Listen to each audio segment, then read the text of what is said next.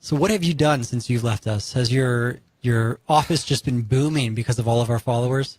It's just been a busy, crazy week. I'm just trying to get over with it, basically. Sure. But I'm glad to be of service to people. I mean, it makes me feel good. It makes me feel like, my life has meaning and purpose. And I think everybody needs to find the passion in themselves, and a lot of people don't. A lot of my clients don't know where they want to go or where they are. So sometimes we got to go back a little to see where they've been and to understand, where they are now and where they want to go.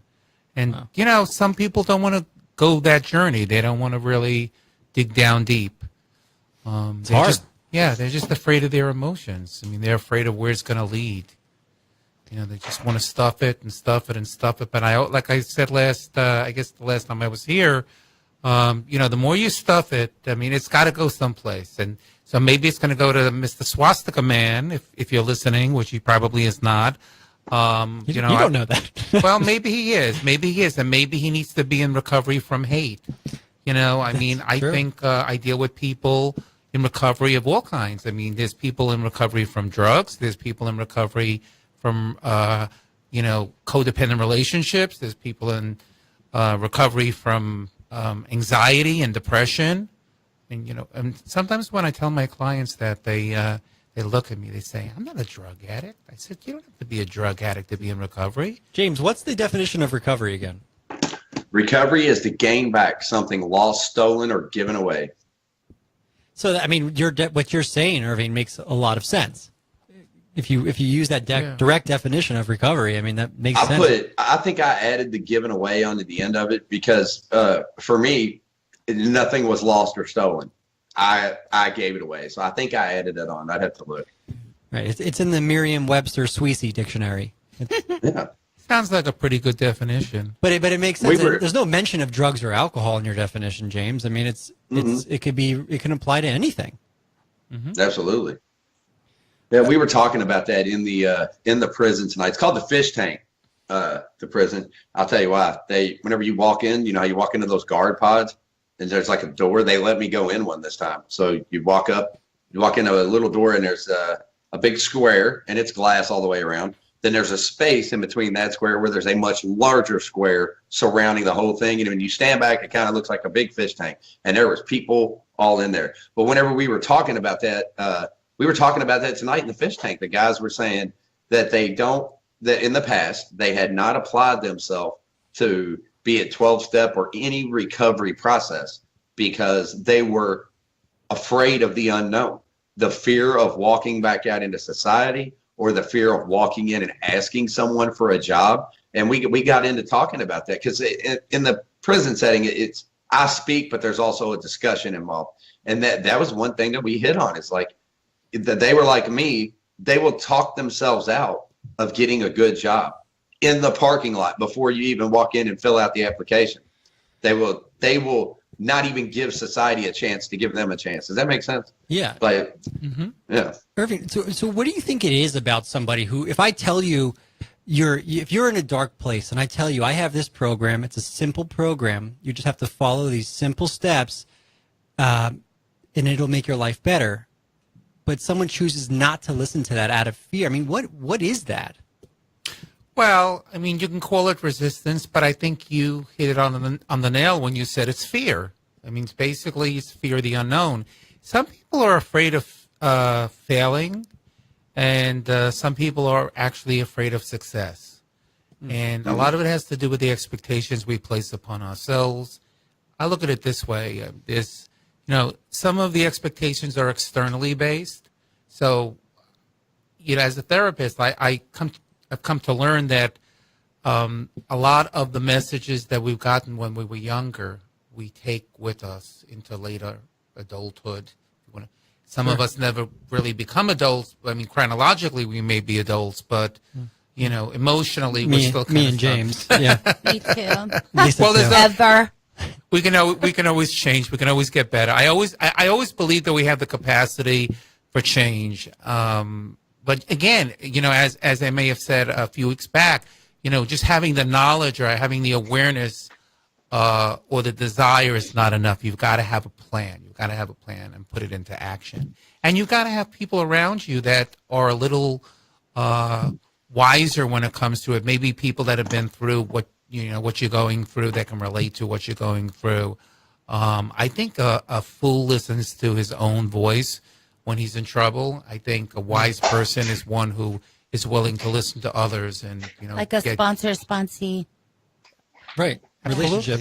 Absolutely. I think everyone needs to have someone. And that's why the steps work, and that's why the 12-step program works. I mean, it was designed in a way that you rely on other people to help you get through it. Right. But if you don't believe that it's going to work, and you don't attend the meeting, then you're never going to get to know what it's like to feel that recovery, to feel that sense of empowerment.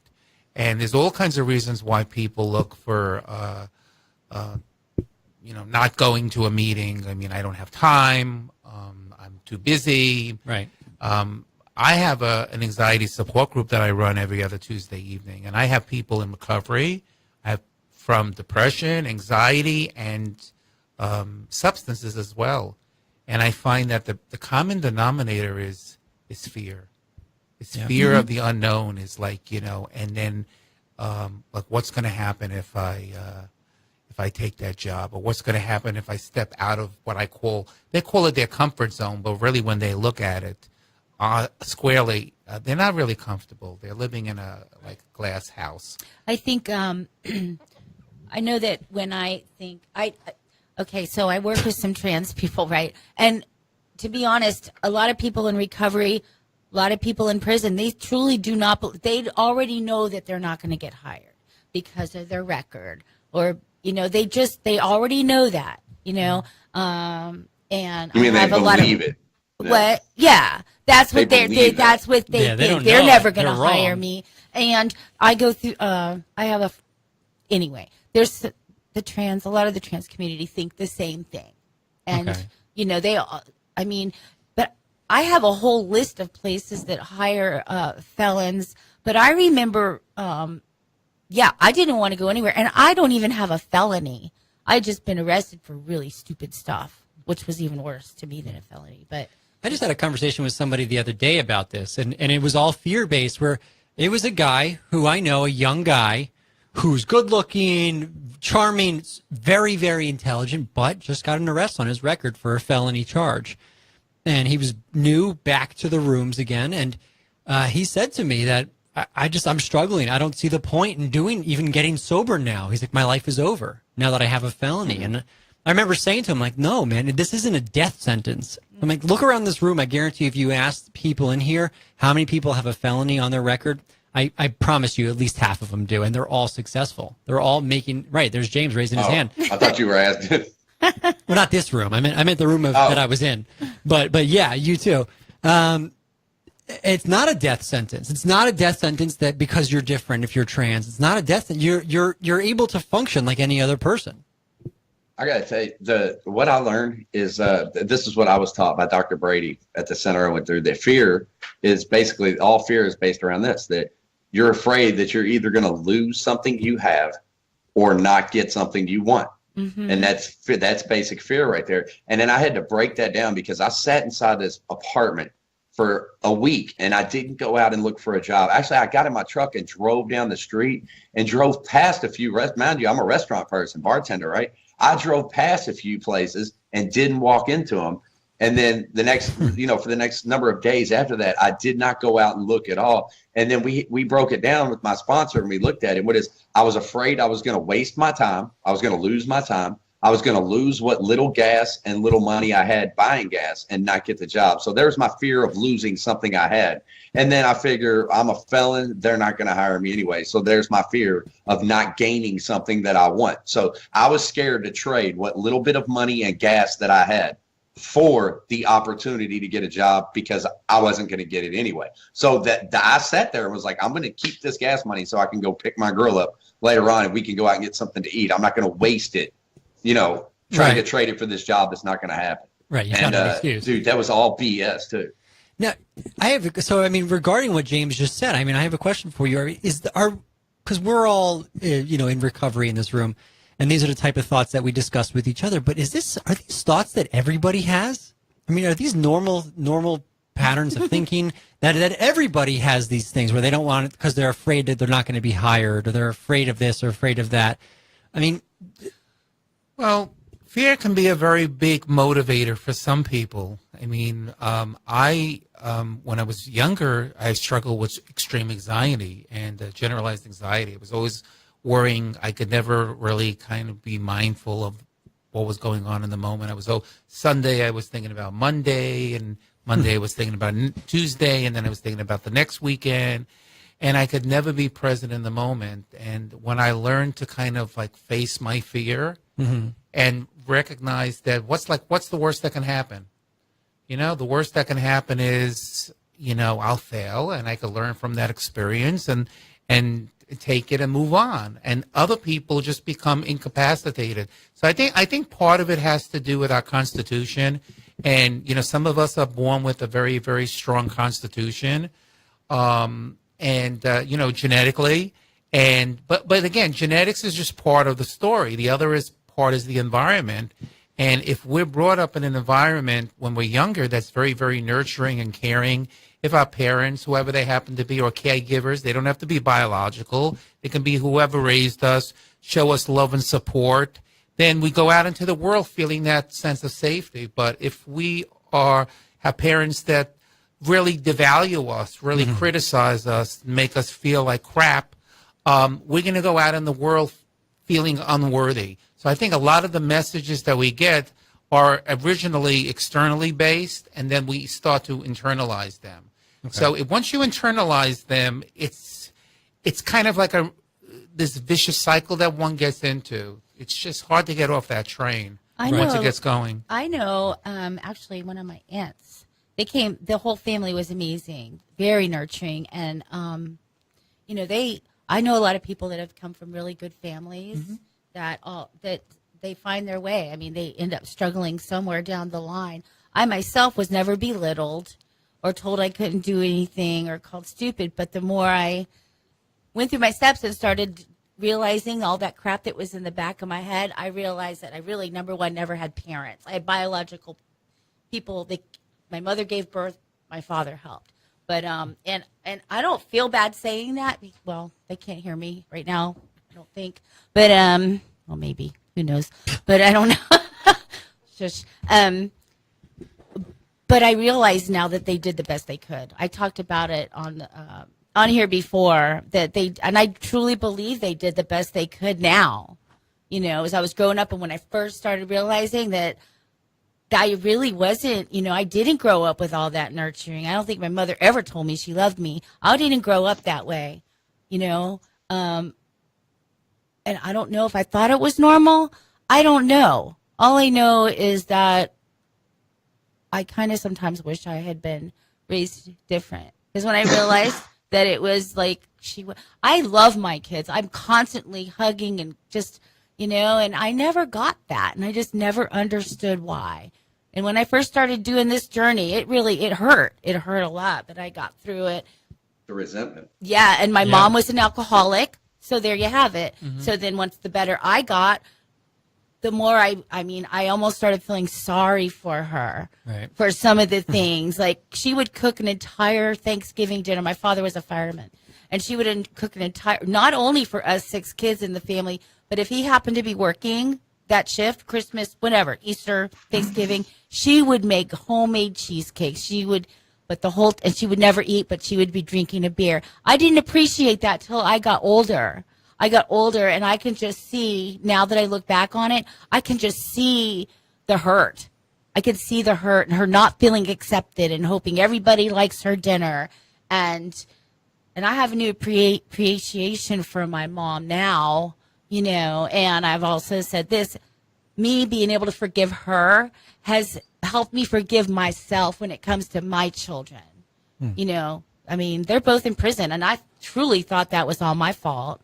You know, but they know right from wrong. I know I taught them at least that much, and they're not babies. They're adults, and they know right from wrong. I had nothing to do with that, any of their choices. So I thought that for a really long time, but I love this program. I love it.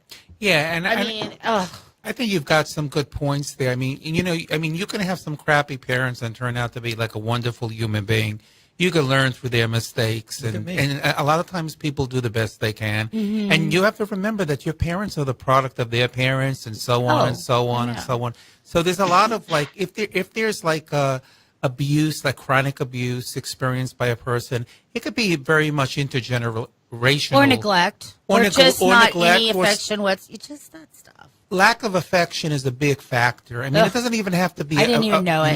I mean, parents. I mean, like one of my clients at one point told me, I had parents that were there. They were like present, but they really didn't show any affection. So, like geographically, they were there, but emotionally, like they might have been 3,000 miles away. So I think like an emotional attachment between people is what keeps us healthy. It's not, and it's not always about quantity. It's about the quality of the time that we spend. So we have this topic that we wanted to bring up that Irving had mentioned to us about feelings don't kill, drugs do. And we want to discuss it a little bit. And you have some stuff that you want to say about it, I'm sure. But we do want people to call in. So the number should be somewhere on the screen, I'm sure. And it's 954-524-8000. If you're listening on the radio, it's 954-524-8000. Please call in. We want to talk about this topic with you. So explain to us what that means. Feelings don't kill, drugs do. Okay. Well, to put it bluntly, I mean, people are afraid of feeling. They're afraid that if they express themselves, people may reject them. People may not like them. They may lose a job or lose the affection of the people that supposedly care for them. And feelings are, we tend to look at feelings either as, in polarizing ways, either positive or negative. And to me, I've come to realize that feelings are just that. I mean, they're a way of informing us, of letting us know how we're feeling at the moment, what's going on, what needs to change. So it's not a dangerous thing. And what happens is, when I say drugs do, what happens is when I work with people that are in active usage, they're afraid of sharing their secrets. They're holding on to something, and it could be like, abuse, or it could be guilt and shame of things they've done or things that have been done to them. Okay. And what happens is they tend to stuff those feelings, So the feelings are what makes us real, what makes us human. And it's about acknowledging those feelings, allowing yourself, whatever you're feeling, if you're feeling depressed, if you're feeling sad, if you're feeling anxious, even if you're feeling like using, just come out the feeling. It's just the feeling. It's just the feeling. It's how you act on these emotions that determine what direction you're going to go. And, as a therapist and practice for many years, I realized that a lot of my clients are afraid of expressing their feelings. They were taught that feelings are either good or bad. And I just always maintain that feelings are just a way of letting us know what's going on. It's kind of like a body check, so to speak. Sure. So my feeling is, or my thought is, rather than stuffing the feelings and having to resort to some sort of addiction or maladaptive, non-constructive behavior like gambling or codependency, or that guy that had that swastika, raised at you. My new friend. Your new friend.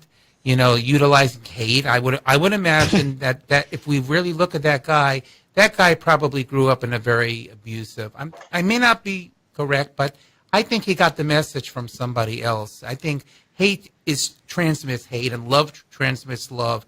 And I should have blown him a kiss back. I really should. I think that would have made him. I was love wondering you where so you were much at. more. Just smile. And, I honestly, I've never been faced with anything like that, and I don't think he actually knew I was Jewish. He must have just been. I don't look like whatever that. What does that mean? Whatever that means. Yeah, but he might have been doing it to everybody, but I was so surprised and taken aback by someone doing that. I should have blown him a kiss. Next time. I'm going to remember that for next time. I don't know that I would advise you to do that, but I think We'll see maybe what happens. I think he was looking for a reaction on your part, and you didn't give him what he wanted. Display of feelings. Absolutely, Yeah. absolutely. Well, let me ask you guys this, because, and anyone can answer this. I do have a question. I mean, what makes it so, why are we so afraid of feelings that can't kill us, but the drugs that actually could kill us, we're not afraid of?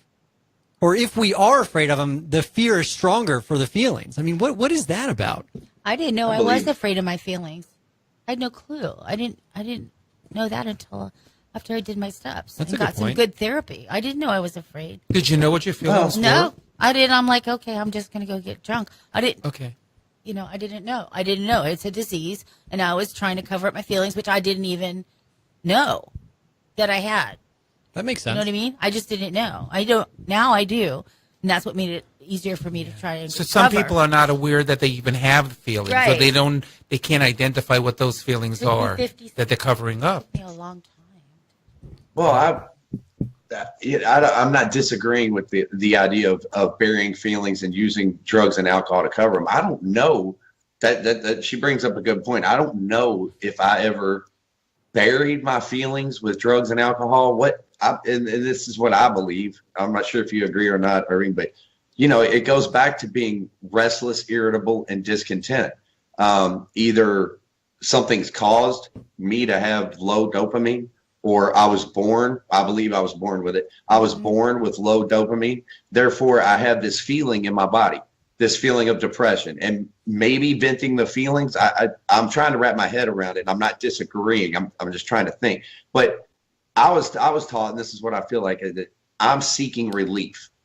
So whether those feelings are caused by something biological in my head, right? The restless, irritable, and discontent state that causes me to seek relief from drugs and alcohol, because all drugs are drugs of reward, except for that they all spike dopamine, except for benzodiazepine. That does something different. But whether it's marijuana, cocaine, that's why I'm a polysubstance abuser. I still have it to this day. I think we talked about it when you were here last time, Irving. I have this restless, irritable, and discontent feeling. Sometimes it's worse than other times. And I don't know if I was, maybe you can enlighten me, Irving, but I don't know if I was suppressing feelings. But weren't you? Maybe I was, but I don't know you if I was using- suppressing feelings as much as seeking relief. I felt an instant sense of relief. And it's like Chinese water torture, right? The drop hitting you on the forehead over and over and over again until you just want it to stop at any length. I feel like I was turning off that feeling of depression. Maybe I'm missing something here, but if you were seeking relief from what? Restless, irritable, discontent. I had an inability to rest or relax. But is an inability to rest or relax due to anxiety or boredom? Would that qualify as a feeling? That's restless. Now, Anxiety I get is it. a feeling, isn't it? Okay. Well, that's why I'm saying I'm having trouble wrapping my head around it. But if you're saying that's actually a good point. Boredom is a feeling. I feel like I need to get up and go do something. The world would be better if I was partying right now or whatever. Now, obviously, irritable, easily angered or annoyed. But I'm trying to wrap my head around what feeling is, for example, the word discontent, a restless yearning for better circumstances. Is that my feeling? I want better circumstances and it makes me angry. Am I suppressing that anger?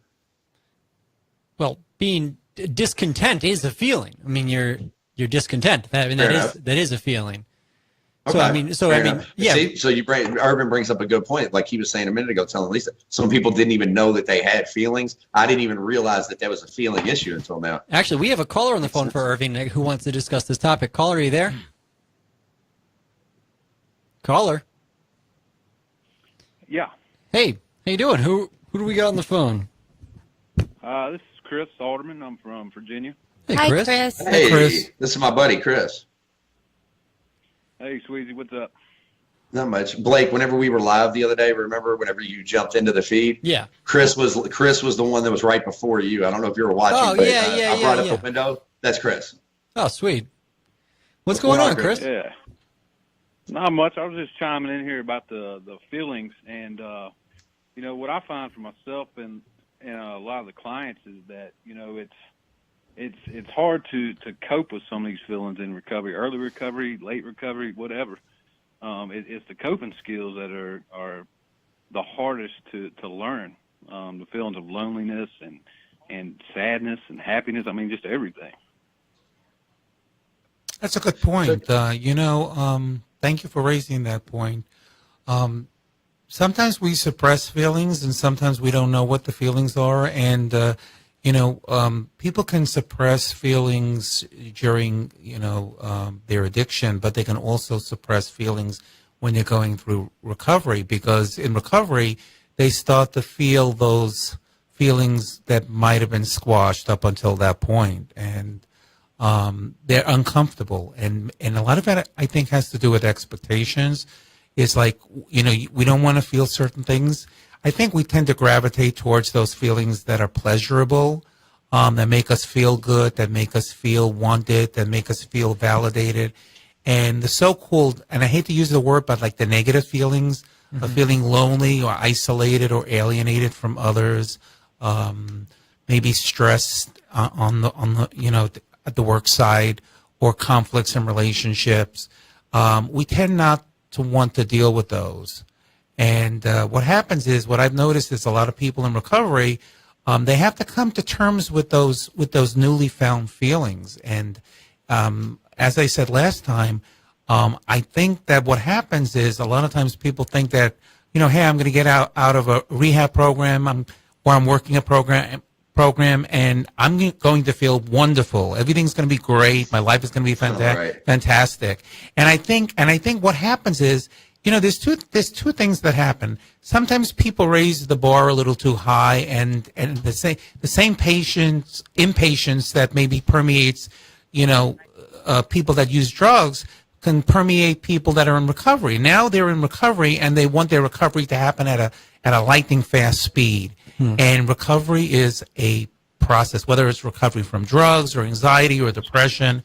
I think you need to kind of you need to have a system in place. I'm not denying that, but you also need to let things happen organically. You can't force recovery. When you force it, it doesn't work. So yeah, I agree, and a lot of it's about education as well. I mean, a lot of us, we're not educated on the disease, and like the restless, irritability, and discontentment. I mean, I've never even heard of that until I got into recovery, and then, learning that about myself helped me to be able to identify my feelings, who I am, how I react, and then we put the trauma stuff in place with that, and a lot of us are taught not to feel, like y'all were talking about earlier. So there's so much that goes into it, and it's so individualized depending on the person. Absolutely, because you have to remember that we're very complex human beings. And I always feel like one size doesn't fit all, even in recovery. I mean, even though people may go through the 12-step programs and they need to be educated about the disease of addiction, it impacts people differently. There are similarities and experiences, but there's also differences in the way people relate to their addiction and the way they relate to their recovery. So I don't know. I'm of the belief that one size doesn't necessarily fit all. We need to I think we need to do more individualization and recognize, there's a lot that we're learning about, recovery and addiction. And as I said last time, if you look at a lot of the rehab programs, and I'm not casting aspersions on all of them, but a number of them advertise on their websites as being very, very unique. And then really when it comes down to it, they're just kind of like using this template. Right. And the cattle call. Everyone does the exact same things every day. And everyone there's no individualized treatment at all. And everyone kind of goes through the same program. Yeah. I think I'm starting to realize what I'm learning from Irving and from Chris right now is like, I knew how to deal with the feeling of boredom. I know what to do. That wasn't so difficult, but I'm starting to realize now, I didn't realize that restless, irritable, and discontent was a feeling at the time. And I definitely did not know how to deal with restless, irritable, and discontent as a feeling. Drugs and alcohol took it away temporarily. And that's what Chris was saying. Education has now taught me other ways to raise my dopamine level to deal with the restless, irritable, and discontent. So, I was suppressing feelings. That makes perfect sense. Yeah. I mean, the important thing is to eventually find out what those feelings are, because some people never get to that point, or they're just frightened away from the feelings. And you can't move forward if you're pushing down those feelings. But see, like I said before, I truly did not realize why I was drinking and doing drugs. I didn't know it was because of my feelings. That was the lack of education that he was talking I about. had no idea. I didn't grow up where my mom or my dad would say, okay, now you're feeling sad. What is this all about? Why You're are you unconsciously feeling sad? stuffing these feelings Exactly. and you're avoiding these feelings. You didn't realize that you were having these feelings until all of a sudden your head clears up. Yeah, exactly. And I was, alcohol. it took me a really long time, but and I wasn't able to get through all of that till I could put a name on the feeling, and through my steps, figuring out why I had those feelings. And my sponsor, basically, when I did my fifth step, I also said this before, it was all fear. It was fear of, like Susie said, it was fear of losing something, losing something. Or losing something you have, or not gaining something you want. Yeah. You can break it down into just those two sentences, because I need it broken down that simple. I get that. I didn't get all that other mumbo jumbo. I get it. I do want to ask Chris on the phone a question though. Chris, so you take a meeting into a prison, right? Or you take educational classes into prison? Yeah, I'll take basically it's a evidence-based program called Living in Balance, and I take that, and I don't have a curriculum or anything. It really, like, I start off with a curriculum, but then it'll change as the group flows. It's a 12-week group. So, depending on which direction the group is going, I do a men's group and a women's separately. And, like the last group I did, we were pretty much on the same path, both the men and the women's group, but it steered a little more towards parenting with the women, whereas the men, it was more about the mask coming off and dealing with some of this stuff too, the feelings of, when you're in jail, you got to put on this facade as well, and the whole tough thing, and you don't cry and all this other crazy stuff. And getting in that group, it allows them to kind of take that mask off. So yeah, I've been doing that for a while, and I love it because we can get raw in there and get real. And some of these guys have never even knew a recovery life existed, and then you got somebody who's recovery bringing a group in there. I mean, it's peer work is amazing. So that Blake asked me a question earlier, and I wanted to ask you. So I went and spoke at a prison tonight. I know you saw it on Facebook there, and I love going in there and speaking to those guys. I've done it twice, and it was one of the best things I've done for my recovery here lately is walk into that prison and speak to those guys tonight. Blake asked me, he's like, do you feel more gratitude whenever you're working with the inmates than you would outside of the walls? Like from them? Yeah. Do they seem more grateful, or is it a tough crowd?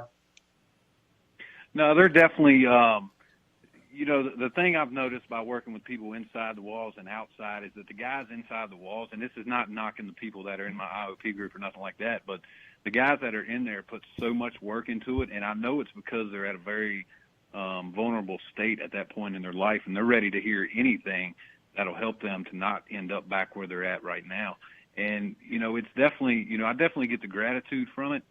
But what I also get is I have so much hope for these people because, us as addicts are very intelligent. I mean, we're for survivors, for God's sake. So there's not a whole lot that's going to, shock us or take us by surprise. So when we start learning about recovery and learning about how our life can be better and living the life that we always dreamed about but didn't know was possible for us, and you see it, when you see it in their eyes for the first time, there's nothing like it. That happened tonight when I was in a room full of people and told them, hey man, if they can relate when I said, I know we were talking about a minute ago, the fear of walking in to get a job. Like, they're not going to hire me anyway. I'm a felon. I just got out of prison, whatever. They related to that so tough. And when I told them how I got my first job, it's basically I sat down at the interview in a restaurant and told the guy, I said, look, man, I'm a convicted felon and an ex-drug addict. I have a year clean right now, and I'll be your best guy in the building. And he said, you're hired. That was it. But it might not always happen that way, don't get me wrong, but just the thought that they agreed. They talked themselves, because of the situation they're in, they talked themselves out of doing other stuff. So, yeah, I saw it light up in them whenever I told them that I'm on the radio or whatever I do for a living now. I was able to see that in them tonight, dude. And it was awesome. I really enjoyed going in there. Yeah, it is good. And it's, you know, a lot of it too is some of them are so beat down, their self-esteem is so low that when somebody who has lived that life comes in and shows them, I mean, just by showing up to work. I said this when I did my job interview to get the job I have now. I said, you know, sometimes people just seeing me showing up to work is enough hope to get them to want to do something different. You know what I'm saying? Not saying that I'm, you know, all great and almighty and all this stuff, but just saying when they see somebody who's lived that life and they know them, and seeing them showing up to work and doing, they call us counselors. I don't consider myself a counselor, but that's, you know, everybody goes through treatment and wants to be a substance abuse counselor when they get out. You know what I mean? That's true. That's what everybody wants to do. But, you know, it's all about the hope, man. So, well, man, I really had a good time. Is there anything else you wanted to add, or do you have anything you want to post in the comments where people could reach you, or for your IOP, anything like that? Yeah, I can do that. I mean, I work for a CSB, a Community Services Board, so it's a little bit different. There's a little more politics with it, I guess. But, yeah, I can do that. I mean, I'm always open to talking to people, and I do have some resources for other treatment centers and all kinds of stuff here in Virginia. So, yeah, I'll put my information down there. That's cool. All right, brother. I appreciate the call. All right. Thanks, man. All right, man. Thank Talk to you you. soon. Thank you. Bye-bye. You know, I'd like to add to the discussion about, you know, the prisons, because I work with people that are heading off the prison, actually, to the federal prison system. And there is a program, and some of the listeners may actually be interested. They may be going through litigation right now, maybe pre-sentencing, or they just got indicted, and they have a substance abuse problem. And there's something called RDAP, which is Residential Drug Abuse Program, which is about a 9-month program. It's very intensive. You go Monday through Friday. It's basically like a therapeutic community where you're with people who share similar interests. They want to get better. They want to change their lives, and they realize that substance abuse has had a negative impact on them. It may very well have had, at the very least, an indirect influence on their legal issues, because what happens with many of them is they start using, and then their judgment gets clouded, and then they start making justification for their behaviors, and before they know it, they have the long arm of the law on them. The FBI is breathing down their back, breaking into their homes, stealing their computers and what have you. And I don't get into the litigation aspects. They have an attorney. But what amazes me is a lot of these attorneys don't know that such a program exists.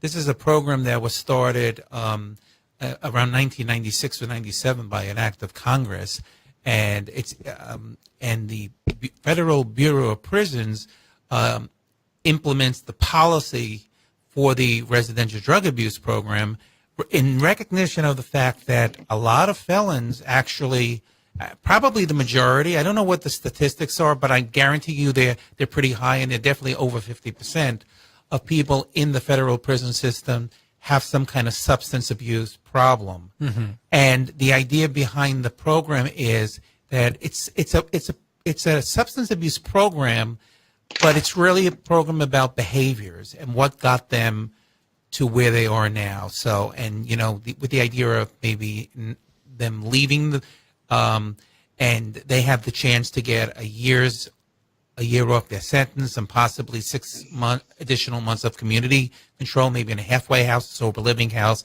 So it's really a great program that if people are going through some legal issues right now, they may want to, they may be interested in. They're welcome to contact me certainly about it, because that's what I do, and I can also connect them with people that have been in the prison system, that have gone through the program, that understand missing it. a lot in the prison system is that some type of rehabilitation. Yeah. I mean, that's what's missing. They just throw you in a cage and expect you to get better and learn your lesson, and people need to be rehabilitated.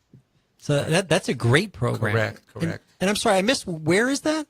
That's down here? No, it's actually in the federal prison system. It's through the Federal Bureau of Prisons. And if you go on the Federal Bureau of Prisons website, they tell you all the various prison sites that have the RDAP program. And even if you're not mandated to an RDAP program, if you can justify that you've had a substance abuse. Now, here's the negative side of it.